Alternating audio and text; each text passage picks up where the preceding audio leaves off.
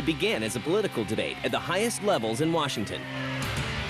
I believe that the industry knew it had a problem that needed to be addressed. I hope you walk away with one thought today, that if you don't do something about it, we will. Members of Congress talking about video games being the sort of the decline and fall of Western civilization and destroying our youth and leading them down the path of the no good. And brought the game industry together. We began sort of in a crisis, in a reactive way. They changed minds. They know that if they go too far, there is a regulating body that's going to say, hold it. That's a little bit too much for the audience that you're shooting for. And the way we look at games. You gotta know what games are right for you. The industry takes the ESRB very, very seriously. This is how the Entertainment Software Ratings Board, Check the rating. or the ESRB, was created. When you check the rating, The control's in your hand.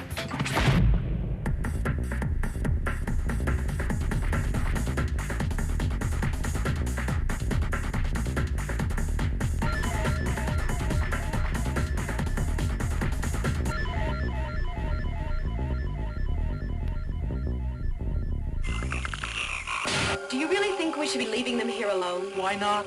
Well, do you think they can handle it? Of course they can. What could possibly go wrong? What are you doing now? Video games have a history of controversy.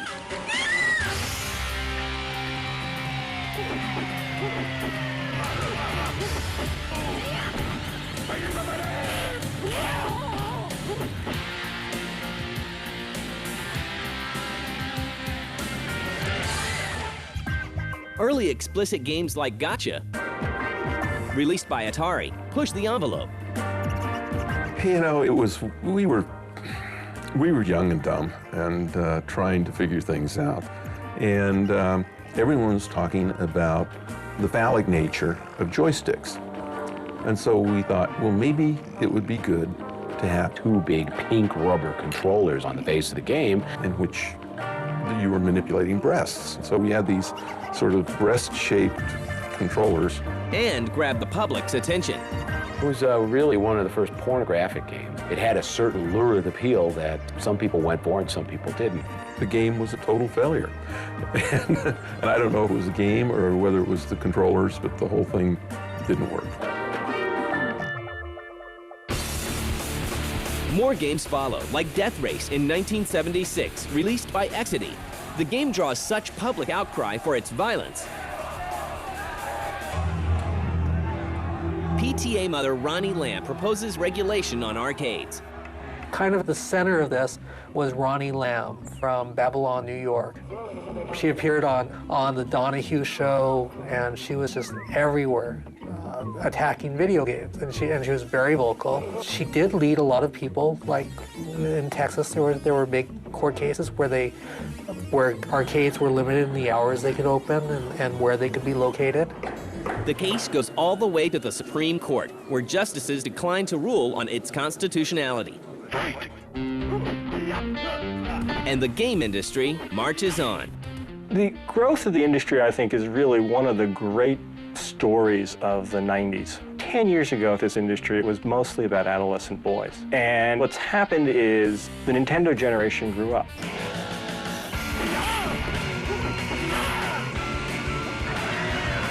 The video game industry has certainly evolved significantly over the last couple of decades.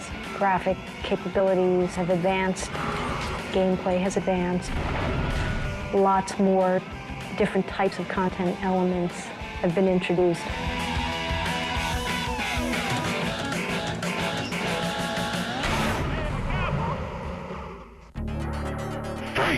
In the 1992 arcade game Mortal Kombat, those elements included violently infamous finishing moves.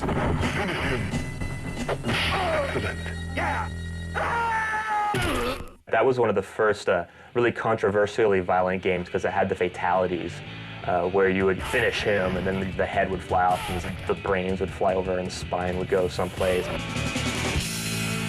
So people were really crazy about that game at the time. It was a fun game. It was interesting.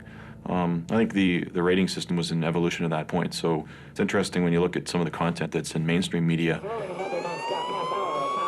and you compare it to the content that's in games, and in many cases, what you can see on the primetime news is as violent or even more violent in many cases than what you'll get in media such as video games or movies. Liu Kang wins. And it gets Washington's attention. I think there was a growing concern about violence in some of the games. Mortal Kombat and Doom that were getting attention at that point in time. So it was a growing concern about violence in video games. How would the industry react?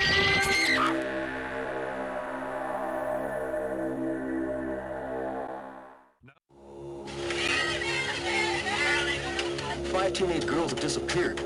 Your mission? Protect those girls. Over there. You don't have the brains or the guts for this assignment. Give the controls to someone who does. As the game industry matures, so does its target audience. Titles such as and Mortal Kombat are designed to appeal to a different audience. But not all companies take this route. When Mortal Kombat is released on home consoles, Nintendo only allows a less violent, bloodless version of the 2D fighter to be ported to the Super Nintendo. Violent video games. Back then, it was the very first Mortal Kombat game, and a game that didn't really have a lot of commercial success, but got a lot of attention, a game called Night Trap. Your parents are gone. So? Come on, Pharaoh, what's the first thing you think of? Party!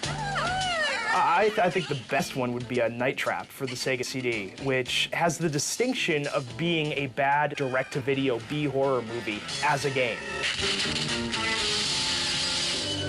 Starred Dana Plato. We're going in. It had decent production value. A lot of weird-looking dudes around here. It's akin to watching like one of the sleepaway camp movies. You know, it's not Friday the 13th, it's not Nightmare on Elm Street, but they're really trying hard, you know, to give you something compelling. While gamers and critics alike pan titles such as Night Trap, the violent and racy games ignite a firestorm in Washington, spearheaded by Democratic Senator Joe Lieberman. And the game industry responds. The IDSA formed back in late '93, early 1994. The Interactive Digital Software Association is a trade association. We are the voice of the video and computer game industry on public policy issues in Washington at the state level. The pivotal event that triggered the formation of the organization was the very first wave of criticism from Senator Joe Lieberman and Senator Herb Kohl of violent video games. I believe that the industry knew it had a problem that needed to be addressed.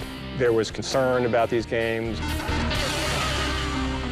Why do you need to go across that line and produce this stuff for adults or kids? Members of Congress talking about video games being the sort of the decline and fall of Western civilization and destroying our youth, leading them down the path of the no good. And the industry felt that we needed to respond in some way, in a proactive way. Senator Lieberman was talking about introducing, and in fact did introduce legislation to create a federal rating system for video games. And we felt that it was much more productive for the industry to self-regulate. There were congressional hearings in the early 90s that took a serious look at the video game industry and wanted to make sure that the video game industry was acting responsibly. While on his warpath against violence in gaming, Senator Lieberman focuses on Mortal Kombat and Night Trap as offending examples. Adding to the controversy, the game industry faces its own internal strife over the conflict. As an uncensored version of Mortal Kombat is released on the Genesis console, rumors surface about Nintendo spurring the debate on violent games to hinder Sega's success. Tensions peak in 1993 when Washington gives the game industry an ultimatum. They must get their act together and agree on a rating system within 1 year, or else. I hope you walk away with one thought today, that if you don't do something about it, we will. In 1994, the Recreational Software Advisory Council, RSAC, is formed and develops a content-based rating system. The RSAC one was actually really good because it was an objective set of questions that you went through. Anybody, you could take a game like Doom and go through the questions, you get the same rating. Doom was one of the first products to come out and subjected itself to the RSAC. That's good information to pass around. But it didn't make it because it wasn't quite movie-ish. It wasn't quite like the movies. Meanwhile, the IDSA gets to work on its own rating system. We felt it was much more productive for the industry to self-regulate rather than face federal ratings. which not only I think would have been unconstitutional, but they certainly would have been, I think, quite problematic. So the industry came together united and said, how do we act responsibly to respond to this concern? The industry recognized it had a responsibility to parents and to our consumers as we got bigger. And we had a responsibility to tell people what was in our product and to help them make informed decisions. And out of the IDSA, the ESRB, a self-regulating rating system, is born. The sense was to create this trade association that would be able to represent the industry on policy issues. And the first act was to create a rating system, now known as the Entertainment Software Rating Board. The rating system is based on the motion picture industry's rating system, but is more detailed. What the ESRB is responsible for is much like the movie industry, where the movie's rated R or PG-13 or G for everyone, or NC-17. They perform the same function for video games. Actually, the Federal Trade Commission has kind of lauded our industry's rating system as the most thorough and the most comprehensive. The ESRB has certainly given the industry a really good set of guidelines to follow, and everyone follows them. There's no game released without ESRB rating. It helps clearly define what the target audience is for the game.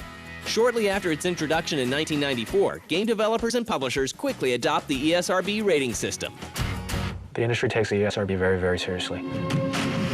It's a responsibility not only of developers and publishers, but it's a responsibility of everyone to make sure you know what audience the game is intended for. It's up to developers, it's up to publishers, it's up to parents. But how does the ESRB work? A publisher has a product that isn't completely finished yet, but close enough so they can assemble submission materials that include a video tape of all of the most extreme content in the game, as well as the context, the storyline, the characters, the setup, any introductory sequences, anything that would give us an indication as to the content elements in the game and the age appropriateness.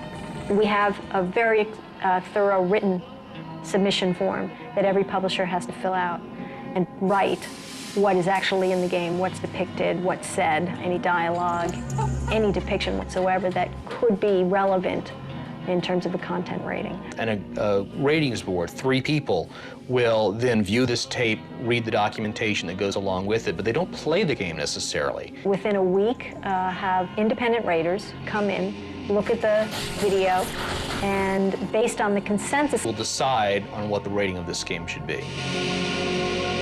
We apply a rating along with content descriptors, and the publisher gets their rating certificate. It usually takes about 5 to 7 business days. The key to a good rating system is a diverse collection of people rating the games. Our rating system was fundamentally premised on having ordinary Americans come in and rate games. Don't have to be a gamer. Male, female, cultural backgrounds have to be diverse, marital status. It would be helpful. And in fact, we look for raters who have had some kind of exposure to kids. But the bottom line is we want ordinary Americans to be looking at this content using their own judgment, their own cultural backgrounds, their own tastes, what is appropriate for which ages, and which content needs to be called out to a consumer on a box or in an ad. So it's American public opinion, it's not the industry's opinion. But has the ESRB gone far enough? I think it does a good job. I think it could do a better job on certain things. It's time for a PG-13 type of rating in the gaming world.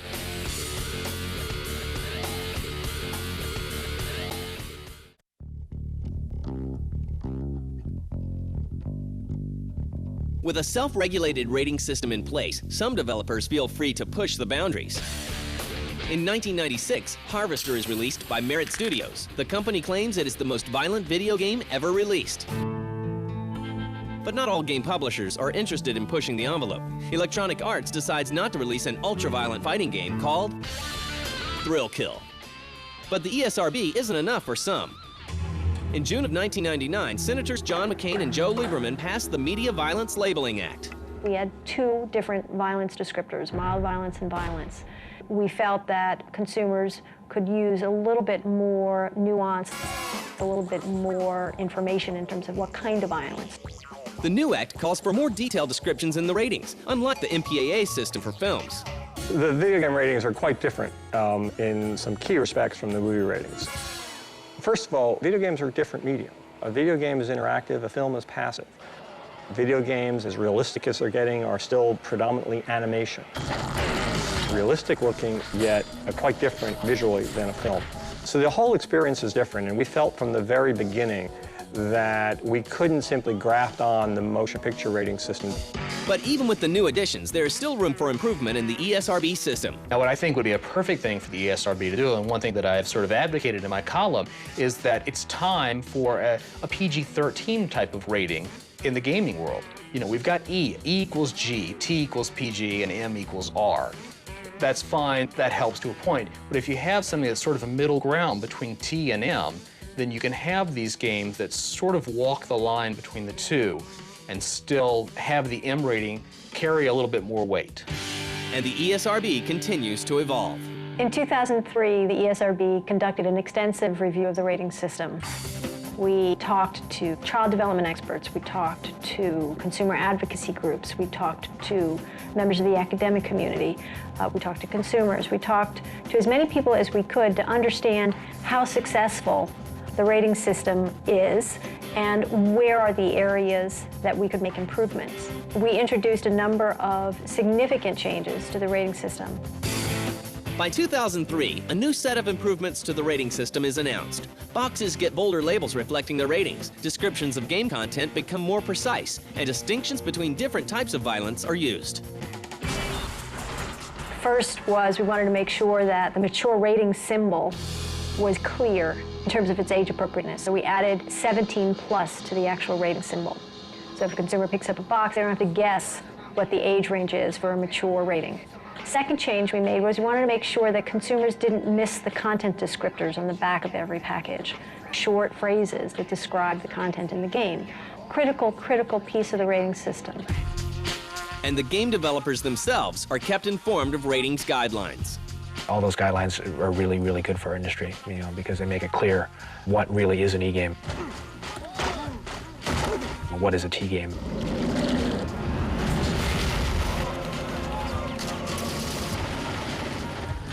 And what is an M-game?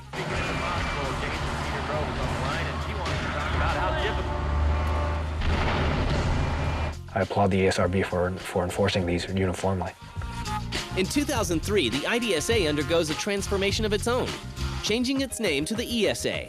ESA stands for Entertainment Software Association, and it's made up of the top publishers that are based here in the U.S. The thing that they're probably most known for is owning and running the E3 trade show. They're an important group. They're responsible for the ESRB. They also have a lot to do with talking to politicians in Washington who, you know, may or may not understand video games. It's a voluntary system. It's up to a publisher if they want to submit a product to us to be rated. It's self-regulating. I think it's very, very important. The reality is that it's been a universally adopted system and that the publishers have all really responded in wanting to provide this objective, independent information on the front and back of every game box and also in all of their advertising. With the ESRB rating system in place, Senator Lieberman, one of gaming's most vocal critics, has applauded the industry's proactiveness. This video game rating system is the most comprehensive and informative rating system of any entertainment medium anywhere. The rating system has been praised by folks like Joe Lieberman and others as the best rating system among all entertainment industries. So that it was critical that people didn't miss it. We began sort of in a crisis, in a reactive way as a trade association, responding to this sort of congressional criticism. And in a very perverse way, it did us a favor, because it allowed the industry to come together as it never had before, very competitive companies uniting together around common causes. I'm very focused right now on making sure that consumers are aware of the rating system and using it. And I've even seen some ads, trailers before movies. Now, I love sports. I love sports. But you gotta play the game that's right for you.